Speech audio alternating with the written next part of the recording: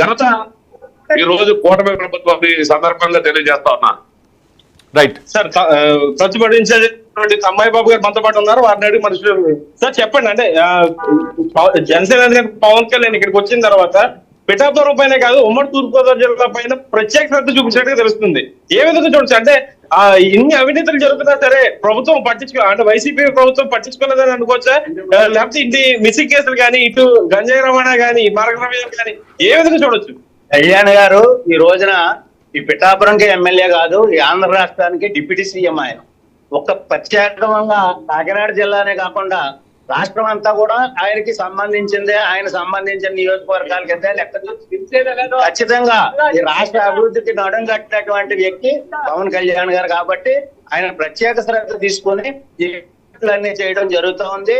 ఈ రోజున రాష్ట్రంలో ఈ యొక్క వైసీపీ ముఠాలు, ఈ మాఫియాలు ఇవన్నీ కూడా ఈ యొక్క పరిణామాన్ని తట్టుకోలేక ఇంకా వాళ్ళ పాత పందాలోనే వెళ్ళడానికి చూస్తా ఉన్నారు. ఈ రోజున తూర్పు గోదావరి అంటే ధాన్యాగారంగా పేరు పొందిన తూర్పు గోదావరిని మాఫియా అడ్డాగా మార్చిన ఘనత ఈ వైసీపీ ఎమ్మెల్యేలకి, నాయకులకి, జగన్మోహన్ రెడ్డికి చెల్లింది. ఈ రోజున రైట్ కిషోర్ వచ్చారు ఇక్కడ నాయకులు. ఈ రోజు పేద ప్రజలకు రైట్ కిషోర్ మీరు లైన్ లోనే ఉండండి. సో ద్వారంపూడి చంద్రశేఖర్ రెడ్డి చేసిన అక్రమాలు ఒక్కొక్కటిగా కూడా బయటకు వస్తున్న పరిస్థితి. పవన్ కళ్యాణ్ చాలా సీరియస్గా ఉన్నట్లుగా తెలుస్తోంది ద్వారంపూడి చంద్రశేఖర్ రెడ్డి అక్రమాల మీద. అండ్ ఆయన వ్యక్తిగతంగా తీసుకోలేదు, ఎందుకు అంటే ఒక డిప్యూటీ సీఎం హోదాలో ఆయన ఖచ్చితంగా తప్పుని సరిచేయాల్సిన బాధ్యత ఉంటుంది కాబట్టి. మీరు లైన్లోనే ఉండండి.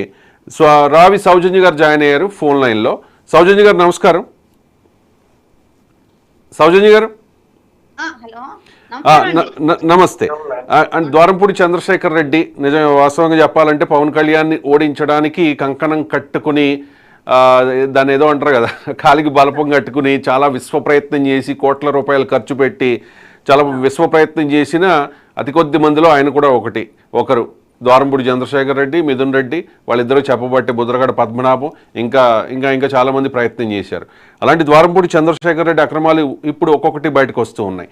పవన్ కళ్యాణ్ గతంలో వారాహి యాత్రలో ఉండగా ద్వారంపూడి చంద్రశేఖర్ రెడ్డికి సంబంధించి అనేక అంశాలని ఆయన తెర మీదకి తీసుకొచ్చారు, ఆయనే ప్రస్తావించారు. అప్పుడు ప్రధాన ప్రతిపక్షం తెలుగుదేశం పార్టీ కూడా ఈ స్థాయిలో విమర్శలు చేయలేదు, ఈ స్థాయిలో ఆయన అక్రమాలని బయట పెట్టలేదు. ఈ అక్రమ బియ్యం సంబంధించి ఆఫ్రికా దేశాలకు తరలించడం అండ్ గంజాయిని ఎగుమతి చేయడం, భూ కబ్జాలు, కాకినాడ పోర్టును అడ్డగా చేసుకుని ఇసుక సప్లై చేయడం, ఇంకా ఈ తరహా అండ్ ముఖ్యంగా ఈ మహిళల అక్రమ రవాణాకు సంబంధించి పవన్ కళ్యాణ్ ముందు రైజ్ చేశారు.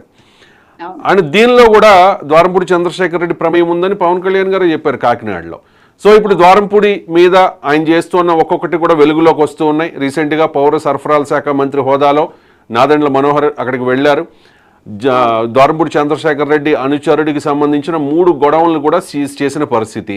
ఇవాళ ఉదయం ద్వారంపూడి చంద్రశేఖర్ రెడ్డి ముఖ్య అనుచరుడు ఎవరో సూరిబాబట, ఆయన అక్రమంగా కట్టిన ఒక భవనాన్ని కూడా, ఒక నిర్మాణాన్ని కూడా కూల్చేసిన పరిస్థితి. మరి ద్వారంపూడి చంద్రశేఖర్ రెడ్డి చెప్తూ ఉన్నారు కక్షపూరితం ఉండదు అని చెప్పారు పవన్ కళ్యాణ్ గారు. ఇప్పుడు కక్షపూరితంగా నన్ను ఇబ్బంది పెడుతూ ఉన్నారు, నా గొడవలను సీజ్ చేస్తూ ఉన్నారు, నా అనుచరుల ఇళ్లను కూలగొట్టిస్తూ ఉన్నారు అని చెప్పి ఆయన ఆరోపణలు చేస్తూ ఉన్నారు. దీనికి మీ సమాధానం? రవిశంకర్ గారు, లేదా ద్వారంపూడి విషయంగా మనం మాట్లాడుకోవాల్సి వస్తే మీరు చెప్పడమే బ్రీఫే చాలా ఉంది. అంటే అతను చేసిన అక్రమాలు అవ్వచ్చు, లేదంటే అతను మాట్లాడిన తీరు అవ్వచ్చు. ఏదైతే పవన్ కళ్యాణ్ గారు అక్రమాల మీద ప్రశ్నించినప్పుడు అక్రమాల మీద ప్రశ్నించిన దాని మీద సమాధానం చెప్పకుండా ఎలా అయితే వ్యక్తిగత దాడులు చేశారు, భౌతిక దాడులు చేశారు, అలాగే వ్యక్తిగత హననం చేశారు. ఇవన్నీ చేసే క్రమంలో పవన్ కళ్యాణ్ గారు చెప్పిన మాట ఒకటే, మీరే అన్నమాట, ఇప్పుడు ద్వారంపూడి చంద్రశేఖర్ అన్నమాట ఒకటే, కక్షపూరిత చర్యలు ఉండవు అని చెప్పాను. ఖచ్చితంగా కక్షపూరిత చర్యలు అయితే ఉండవు, కానీ తప్పు అని సిస్టమ్ లో ఎలా అయితే ఉంటుందో సిస్టమ్ ప్రకారమే వెళ్తున్నారు. ఏది నాదెండ్ల మనోహర్ గారు అవ్వచ్చు, లేదంటే పవన్ కళ్యాణ్ గారు అవ్వచ్చు. ఇక్కడ ఎక్కడా కూడా మీరు గమనించండి, ఎక్కడా కూడా కక్షపూరిత చర్యలు కనిపిస్తున్నాయండి. అంటే అక్కడ అన్యాయం జరగకపోయినా మనోహర్ గారు వెళ్ళి అక్కడ నింద వేసినట్టుగా కానీ, లేదంటే ఏదో సినిమాలో చూపిస్తారు కదా మనకి, ఆ గంజాయి ప్యాకెట్ లో డ్రగ్స్ ప్యాకెట్లు అప్పటికప్పుడు తీసుకొచ్చి ఎక్కడో దాచిపెట్టినట్టుగా అలాంటి చర్యలు ఏమైనా కనిపించినాయా? అంటే వీళ్ళు చెప్పే మాటలన్నీ అలాగా అనిపిస్తున్నాయి. కానీ వీళ్ళు ఒక పెద్ద త్రిమింగళాలుగా ఉండి ఒక మాఫియా డాన్స్ గా తయారయ్యి ఏదో మేము ఒక ఎమ్మెల్యే సాధారణ ఎమ్మెల్యే అన్నట్టుగా ఒక మర్చిపోతే మారేడుకాయ చేయాలంటే ప్రజలు ఎవరు నమ్మే పరిస్థితులు లేరండి.